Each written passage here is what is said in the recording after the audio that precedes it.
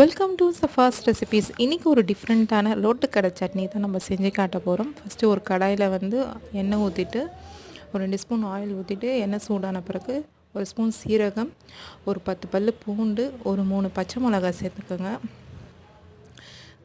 கூடவே கொஞ்சமாக ஒரு கொத்து கருவேப்பிலை சேர்த்துட்டு இதை ஒரு 5 நிமிஷம் வதக்கிட்டு அடுப்பு ஆஃப் பண்ணிவிடுங்க. இது ஆறின பிறகு இதை ஒரு மிக்சர் ஜாரில் சேர்த்துட்டு இது கூடவே கொஞ்சமாக வேர்க்கடலை, வறுத்த வேர்க்கடலை சேர்த்துருக்கேன். கொஞ்சமாக உடைச்ச கடலையும் சேர்த்துருக்கேன்.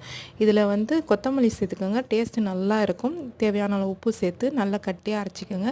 கட்டியாக இருந்தால் நல்லாயிருக்கும். ஆனால் தண்ணி சேர்த்து இதை நீங்கள் சாப்பிட்டு பாருங்கள், சூப்பராக இருக்கும்.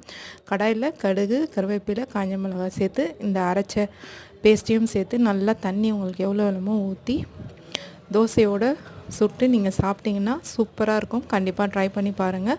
இந்த மாதிரி vlog பிடிச்சா லைக் பண்ணுங்கள், கமெண்ட் பண்ணுங்கள், ஷேர் பண்ணுங்கள், மறக்காமல் சப்ஸ்கிரைப் பண்ணுங்கள்.